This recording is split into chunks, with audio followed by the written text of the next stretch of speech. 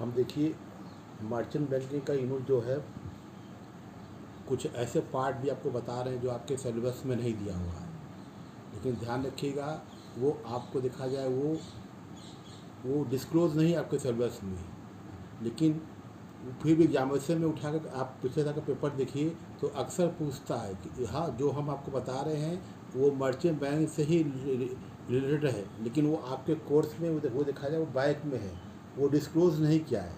हाँ यहाँ लेकिन वो फिर भी वो आपके एग्जामिनेशन में अक्सर पूछा जाता है। तो ये तो तो कंफ्यूज मत होइएगा कि ये तो कोर्स में नहीं है सर, आप क्यों करा रहे हैं। ये कोर्स में नहीं है देखा जाए, लेकिन वो अनसीन चीज़ है वहाँ। लेकिन वो आपके सिलेबस में वो बैक से सपोर्ट कर रहा है मर्चेंट बैंकिंग यूनिट को, और अक्सर पूछता है। तो जो आपके इधर ये आज वाला लेक्चर रहेगा, इससे पहले वाले लेक्चर में भी हमने यही किया है, आपके कोर्स से हट के जो है मर्चेंट बैंक का पार्ट करा रहे हैं। तो ऐसा मत करिएगा इसको छोड़िएगा नहीं, ये पार्ट भी जो है एग्जामिनेशन में पूछता है जिसको सिलेबस में डिस्क्लोज नहीं है। तो इसको हम दो पार्ट में करा रहे हैं। पहला है जनरल ऑब्लिगेशन एंड रिस्पॉन्सिबिलिटीज़, इसको अच्छे समझिए। The following are some of the important obligation and responsibilities of merchant banker. क्या मर्चेंट बैंकर की ऑब्लिगेशन एंड रिस्पॉन्सिबिलिटी यानी उत्तरदायित्व है, वन बाय वन यानी पॉइंट वाइज आप समझिए। पहला पॉइंट है merchant banker not to associate with any business other than that of the security market. अगर सेबी ने उसको परमिशन दे दिया है मर्चेंट बैंक को कि आपको मर्चेंट बैंक का से संबंधित जो भी बिजनेस है उसी को करना है, तो आपको वही बिजनेस करनी है। ठीक है कि मान लिए कि कस्टमर का पोर्टफोलियो मैनेजमेंट कैसा है, आप कहाँ क्या आप ये उसका जो है आपका कोई उसका जो प्रोजेक्ट है उसको चेक करना है नी सिक्योरिटी के मामले में। हाँ, तो ये सारी चीज़ जो भी उसको काम दिया जा रहा है यानी सिक्योरिटी मार्केट से संबंधित जो भी काम है, हाँ सेबी के थ्रू जो सेबी उसको रजिस्टर करता है, जो सेबी मर्चेंट बैंक को सर्टिफिकेट में शो करेगा, आप उस काम से हट के कोई दूसरा काम नहीं कर सकते हैं।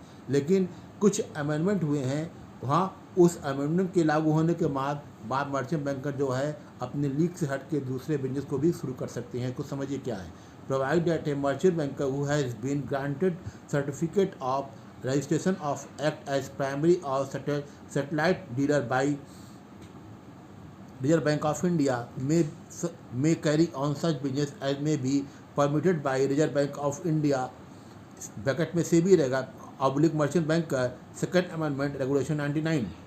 अगर जब इस अमेंडमेंट के पास होने बाद जिसको सेबी और आरबीआई ने परमिट कर दिया है, अमेंडमेंट कर दिया है, तो उसके बाद से मर्चेंट बैंक चाहे तो अपना जो उसका मेन बिजनेस है उसको उसके साथ साथ साइड का कोई दूसरा और भी बिजनेस जो है सिक्योरिटी मार्केट में वो कर सकता है। तो ये पहली जो इसकी है रिस्पॉन्सिबिलिटी है, क्लियर है। दूसरा क्या है, maintenance of book of accounts records. हाँ, every merchant banker self keep maintain the following books of accounts records and documents, namely a copy of balance sheet at the end of each accounting period, a copy of profit and loss account for that period, a copy of the auditor report on the account for that period, and a statement of financial position। ये जो हमने आपको बताया है, balance sheet की copy हुई, आपकी profit and loss की आपकी कॉपी, ऑडिट रिपोर्ट की जो कॉपी है उसको आपको मेंटेन करना होगा। और ये मेंटेन हो कम से कम उसको अपने पास 3 साल के लिए रखना बहुत ज़रूरी है। और सेबी जब भी मांगेगी तो उस डॉक्यूमेंट को, उस रिपोर्ट को आपको देना पड़ेगा। नेक्स्ट आपका पॉइंट है submission of half yearly result. Every merchant banker shell furnish to the board half yearly unaudited financial result when required by the board, with a view of monitor to capital adequacy of the merchant banker। पर इसका मतलब क्या हुआ कि half yearly result जो भी आता है मर्चेंट बैंकर का, उसके बिजनेस का, वो अगर बोर्ड यानी सेबी उसको मांगता है तो उसके सामने उसको जो है मर्चेंट बैंक के एक्सपर्ट को सामने यानी प्रोवाइड करना कंपलसरी है। फिर नेक्स्ट आपका है report on step taken on auditor report. ठीक है, ऑडिटर मान लिया ऑडिटर आया, हाँ मर्चेंट बैंक के बिजनेस को ऑडिट किया, अब अपनी जो रिपोर्ट देता है तो उस रिपोर्ट में आपने क्या एक्शन लिया, उस एक्शन को भी है उसको आपको सेबी के सामने अगर जरूरत पड़ती है तो रखना पड़ सकता है। फिर नेक्स्ट आपका है एक्विजिशन ऑफ शेयर प्रोफिटेड। ये देखिए सेबी के द्वारा 100% प्रोहिबिटेड है कोई मर्चेंट बैंकर जो है किसी भी कंपनी का है उसके डायरेक्टर, उसके मेंबर या उसके एम्प्लॉय जो है वो शेयर वो परचेज नहीं कर सकते हैं, ना खरीद सकते हैं और ना बेच सकते हैं। ठीक है। फिर नेक्स्ट है the information to the board. Every merchant banker shall submit to the board complete particular of any transaction for acquisition of security of the any body corporate whose issue is being managed by that merchant banker within 15 days from the date of entering into a such transaction। अगर मान लीजिए कोई transaction आपने किया है security संबंधित थी तो 2 हफ्ते के भीतर जो है उसकी सूचना जो है सेबी के द्वारा मर्चेंट बैंक यानी उसके एक्सपर्ट को बताना जरूरी है। फिर नेक्स्ट आपका है disclosure to the board. A merchant banker shall disclose to the board as and when required the following information। जो कुछ इंफॉर्मेशन है वो मर्चेंट बैंकर को सेबी के सामने डिस्क्लोज करना होगा। मेनली यानी मुख्य इंफॉर्मेशन क्या है उसको समझिए। His responsibilities with regard to the management of the issue, any change in the information or particular previously furnished which have a being on the certificate granted to it। Next है the name of body corporate whose issue he has managed or has been associated with। Next है आपका है the particular relating to the breach of the capital adequacy requirement। फिर next आपका है relating to his activities as a manager, underwriter, consultant or advisor to an issue as the case में भी। अगर मान लीजिए कोई एक्टिविटीज़ होती है एक मैनेजर के रूप में, अंडरराइटर के रूप में या कंसल्टेंट के रूप में, तो उसकी रिपोर्ट भी जो है आपको सेबी की समझ जो है रिपोर्ट आपको प्रस्तुत करनी पड़ेगी। और मान लीजिए क्या आपकी कोई अगर आपने कोई पब्लिक इशू करने जा रहे हैं तो उसकी रिस्पॉन्सिबिलिटी आपकी कितनी है ये बात भी आपको सेबी को बतानी पड़ेगी। हम मान लीजिए कोई आपका कोई चेंज करना है, कोई चेंज आती है कंपनी अपने क्लाइंट के अगेंस्ट में, तो उसकी सूचना भी आपको जो है सेबी को मर्चेंट बैंक को देनी पड़ेगी। ये कुछ आपके देखिए ये अभी हमने आपको बताया general obligation and responsibility of the merchant banker. फिर आपका इसका जो सेकंड पार्ट है वो आपका है recent development in merchant banking establishment in India. हाँ, जब आपको पता है कि अपने देश में जो है 1967 में मर्चेंट बैंक का पर्दाफाश हुआ। ध्यान रखिएगा, पर्दापण हुआ।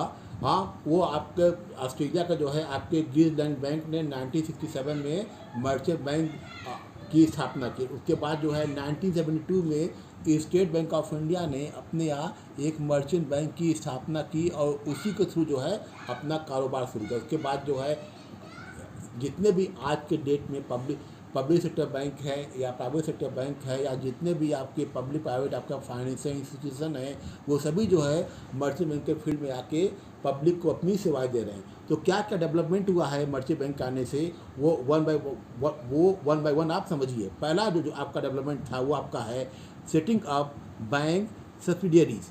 हाँ, मर्चेंट बैंक के आने से पहले देखिए ध्यान रखिएगा नेशनलाइज बैंक थे, उसके बाद उसके सब्सिडियरी आ गए। अब कौन कौन से सब्सिडियरी आए हैं उसको आप समझिए। The subsidiaries offer more specialize services with professional expertise skilled. SBI capital market limited was incorporated as for such subsidiary of SBI on 2 July 1986। 1986 को स्टेट बैंक ऑफ इंडिया का जो सब्सिडियरी है वो आपका ये सब्सिडियरीज आई वो उसका नाम था SBI कैपिटल मार्केट लिमिटेड।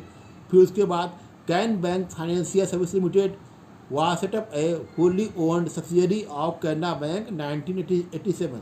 1987 में कैनरा बैंक का जो सब्सिडियरी है वो आपका ब्रांच आया वो आपका था कैन बैंक फाइनेंशियल सर्विसेज। उसके बाद जो है आपका पंजाब नेशनल बैंक का आपका आया PNB कैपिटल सर्विस लिमिटेड, हाँ वो 1988 में। उसके बाद ICICI आपका HDFC बैंक, ये तमाम जो आपके नेशनलाइज बैंक थे या प्राइवेट सेक्टर बैंक थे इनके भी जो है सब्सिडियरी जो है आपके मर्चेंट बैंक के आने के बाद हुआ। तो ये आपका एक पहला जो आपका था रिसेंट डेवलपमेंट था। दूसरा डेवलपमेंट क्या है रीऑर्गेनाइजेशन ऑफ प्राइवेट फर्म। जितने भी आपकी प्राइवेट फर्म थी हाँ जैसा वो रीऑर्गेनाइज हुआ यानी वो उसका रीस्ट्रक्चर हुआ। जैसे कौन कौन से आपके ये प्राइवेट फर्म थे, कुछ एग्जाम्पल हम ले लेते हैं। जैसे आपका है JM financial and investment consultant limited, फिर नेक्स्ट आपका है 20th century finance corporation limited, फिर नेक्स्ट आपका है एलकेपीटी मर्चेंट फाइनेंशियल लिमिटेड। ये क्या थे कुछ आपके, फिर स्टेट फाइनेंशियल कॉर्पोरेशन, ये जितने भी अपने स्टेट थे अपने राज्य में, हाँ, उसमें जो आपके जितने भी प्राइवेट सेक्टर थे आपके या प्राइवेट फर्म थी, हाँ, उनको वो पूरा आपका रिकॉन्स्टिट्यूट यानी रीऑर्गेनाइज हुए। वो कब हुए? मर्चेंट बैंक के आने से। इसका क्या क्या कारण था कि मर्चेंट बैंक में आप जानते हैं एक से जो है अच्छे अच्छे एक्सपर्ट थे वो, हाँ, और ऐसा भी होता था कि तमाम जो आपके प्राइवेट फर्म थे वो क्या थे, सिक थे, वो घाटे पर चल रहे थे। वो मर्चेंट बैंक से एक्सपर्ट से अपनी राय लिए, राय के अनुसार को फॉलो करने से क्या हुआ, जो जब वो अपने को रीऑर्गेनाइज या रीस्ट्रक्चर किए तो उससे उसका नतीजा क्या हुआ कि वो जो मार्केट में क्या हुए, अपने को जो पहले सिक थे आज वो एक मजबूत पोजीशन में होके मार्केट को वो कवर कर रहे हैं। या फिर नेक्स्ट आपका है डेवलपमेंट था इस्टेब्लिशमेंट ऑफ SUA। SUA का आपका फुल फॉर्म है, ध्यान रखिएगा, stock broker underwriter association was established in 1984. So SUA work in coordination with the merchant banker and take step for promoting the activities of the capital market. 1984 में SUA के through जो है merchant bank ने क्या किया, capital market में जो अपनी एक्टिविटीज़ है दोनों मिल के आपस में कोऑर्डिनेट करके अपनी एक्टिविटीज़ को और तेज़ी से आगे बढ़ाए। तो इसमें जो आपका स्टॉक ब्रोकर एसोसिएशन है उसके माध्यम से क्या हुआ, जो मर्चेंट बैंकिंग की जो एक्टिविटी थी वह बहुत तेज़ी से आगे बढ़ी। वो कब? 1984 के बाद। नेक्स्ट पे क्या है डेवलपमेंट हुआ, security and exchange board of India SEBI to develop and regulate security market, investor protection, and to the formulate rules and guidelines for regulation of security market. The central government constituted Security and Exchange Board of India on April 4, 1988। ठीक है, 1988 में सेबी की स्थापना होने के बाद जो है आपका जो कैपिटल मार्केट में या सिक्योरिटी मार्केट में या जो इन्वेस्टर प्रोटेक्शन का जो रोल था उसके आने से बहुत ज़्यादा मजबूत हुआ। तो एक ये बहुत बड़ा डेवलपमेंट हुआ मर्चेंट बैंक के आने से, वो सेबी का जन्म हुआ। फिर नेक्स्ट आपका था discount and finance of India. हाँ, DFHI was incorporated as company under the company act 1956 with an authorized and paid up capital of 100 crore.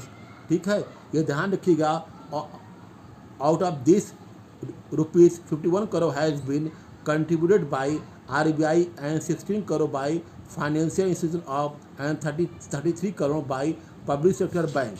यहाँ लेकिन यहाँ 19 देखा जाए अगर 19 आपका 91 में DFHI यानी discount and finance house of India की स्थापना हुई। ये देखा जाए एक तरह से ये पब्लिक सेक्टर कंपनी थी।